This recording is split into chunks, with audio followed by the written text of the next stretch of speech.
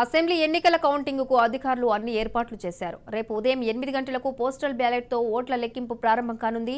ఉమ్మడి ఆదిలాబాద్ జిల్లాలో ఉన్న 10 నియోజకవర్గాలకు సంబంధించిన ఓట్ల లెక్కింపు కోసం ఆదిలాబాద్, నిర్మల్, మంచిర్యాల, కొమరంభీం, ఆసిఫాబాద్ జిల్లాల్లో కౌంటింగ్ కేంద్రాలను ఏర్పాటు చేశారు. ఈ కౌంటింగ్ కేంద్రాల్లో ఓట్ల లెక్కింపు ఏర్పాట్లకు సంబంధించిన మరింత సమాచారాన్ని మా ప్రతినిధి అరుణ్ కుమార్ అందిస్తారు.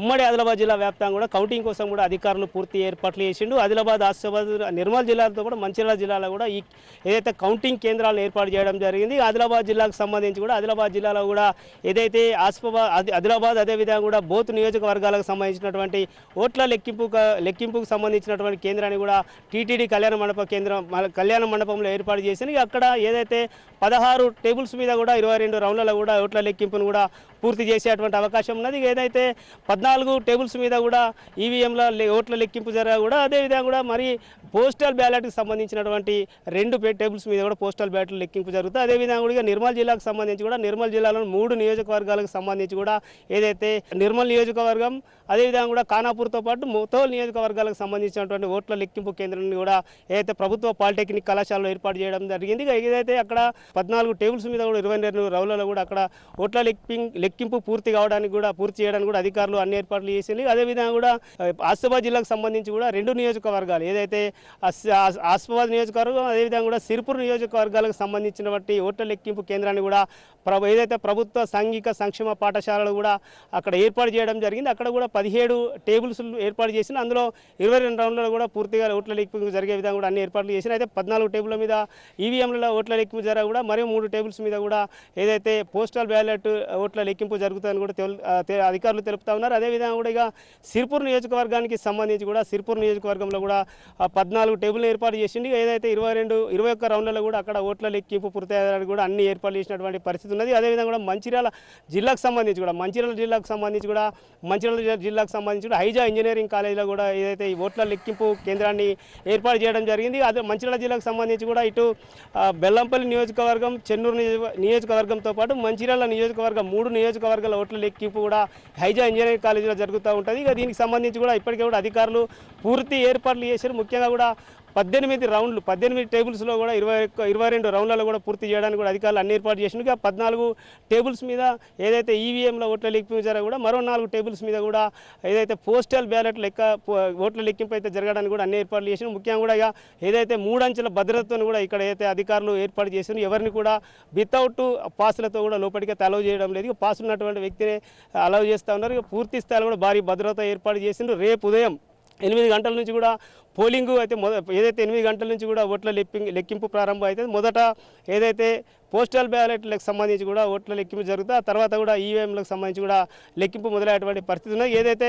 మొత్తానికి ఓవరాల్గా చూసుకుంటే కూడా ఉమ్మడి ఆదిలాబాద్ జిల్లా వ్యాప్తంగా కూడా అధికారులు ఇప్పటికే కూడా పూర్తి స్థాయిలో ఏర్పాటు చేసిన. ఎక్కడ కూడా ఎటువంటి అవాంఛనీయ ఘటనలు జరగకుండా అన్ని భద్రత ఏర్పాటు చేసిన. అందులో 144 సెక్షన్ కూడా ఏదైతే ఏర్పాటు చేసిన అందులో ముఖ్యంగా 200 మీటర్ దూరాన్ని కూడా ఇక్కడ ఎవరైతే పబ్లిక్ ఉంటారో వాళ్ళందరినీ కూడా అక్కడి నుంచి కూడా లోనికి రానియకుండా కూడా ఇప్పటికీ అన్ని ఏర్పాటు చేసిన. మొత్తం కూడా ఓవరాల్గా కూడా ఈ ఓట్ల లెక్కింపు కూడా పూర్తిగా కూడా ఎటువంటి ఘటనలు జరగకుండా కావచ్చు వారి భద్రత మధ్య కూడా ఓట్ల లెక్కింపు అయితే కొనసాగున్నది. మరికొన్ని గంటల్లో కూడా అభ్యర్థుల భవితవ్యం అయితే తెలియటువంటి పరిస్థితి ఉన్నది. కుమరపర్సన్ శ్రీనివాస్, అరుణ్ కుమార్, రాజ్ న్యూస్, ఉమ్మడి ఆదిలాబాద్ జిల్లా. ఆదివారం ఎన్నికల కౌంటింగ్ నేపథ్యంలో రాజకీయ ఉత్కంఠ వాతావరణం ఏర్పడింది. ప్రధాన పార్టీల భవితవ్యం తేలనుంది. ఏ అభ్యర్థి హిట్టో ఫట్టో ఓటర్లు తేల్చనున్నారు. ఇందుకు తగ్గట్టుగా కౌంటింగ్ ఏర్పాట్లను అధికారులు పూర్తి చేశారు. ఉమ్మడి కరీంనగర్ జిల్లాలో కౌంటింగ్ ఏర్పాట్లపై ఎస్ఆర్ఆర్ కాలేజ్ నుంచి మా ప్రతినిధి ఫణిరాజ్ మరింత సమాచారం అందిస్తారు. ఉమ్మడి కరీంనగర్ జిల్లాలో 13 నియోజకవర్గాలకు గాను రేపు కౌంటింగ్ జరగనుంది. ప్రస్తుతం మనం రేపు కౌంటింగ్ జరుగుతున్నటువంటి ప్రాంతం ఏదైతే ఉందో ఎస్ఆర్ఆర్ కళాశాల వద్ద మనం ఇక్కడ ఏర్పాట్లను కనుక గమనిస్తే ఇప్పటికే పోలీసు బందోబస్తు ఇక్కడ ఏర్పాటు చేశారు. దీంతోపాటు కేంద్ర బలగాలను కూడా ఇప్పటికే దీనికి సంబంధించి డిప్లాయ్ చేయడం జరిగింది. ఈవీఎం మిషన్స్ ఏవైతే ఉన్నాయో అవి ఉన్నటువంటి రూమ్స్ ఏవైతే ఉన్నాయో అక్కడంతా కూడా పూర్తి స్థాయిలో ఇక్కడ భద్రతా ఏర్పాట్లు చేశారు.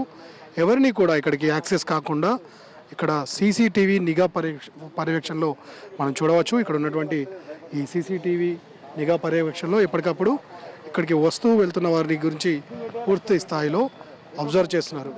కౌంటింగ్ కనుక గమనిస్తే రేపు ఉదయం 8 గంటలకు ప్రారంభమయ్యే ఈ కౌంటింగ్ సాయంత్రం వరకు ముగియనుంది. 13 నియోజకవర్గాల్లో వారి భవిష్యత్తుని, అభ్యర్థుల భవిష్యత్తుని రేపు తేల్చనుంది.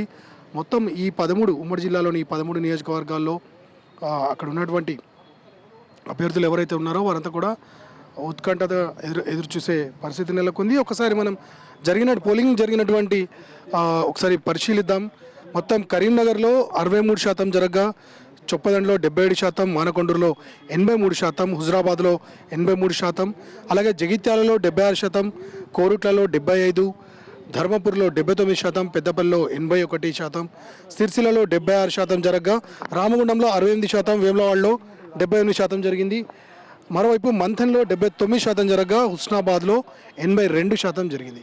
సో మొత్తం 13 నియోజకవర్గాల్లో కరీంనగర్లోనే అతి తక్కువగా 63% పోలింగ్ మాత్రమే జరిగింది. ఇక్కడ జరిగినటువంటి పోలింగ్ ఇక్కడ ఉన్నటువంటిది ఇది చాలా ఆసక్తికరంగా మారింది. ఎందుకంటే ఇక్కడ ట్రయాంగిల్ ఫైట్ అనేది కనిపించింది. కానీ చివరిలో ఇది పూర్తిగా బీఆర్ఎస్ అలాగే బీజేపీ మధ్య వార్గా మారింది. సో రేపు జరగనున్నటువంటి ఈ కౌంటింగ్లో అభ్యర్థుల భవిష్యత్తు పూర్తిగా తేలింది. ఏర్పాట్లకు సంబంధించి కూడా ఇప్పటికే కలెక్టర్ సత్పతి అలాగే కమిషనర్ అభిషేక్ మహంతి ఇద్దరు కూడా ఇక్కడికి వచ్చి పూర్తి స్థాయిలో అబ్జర్వ్ చేసి వెళ్ళారు. రేపు ఉదయం ప్రారంభమయ్యే ఈ కౌంటింగ్ సాయంత్రం వరకు కొనసాగనుంది.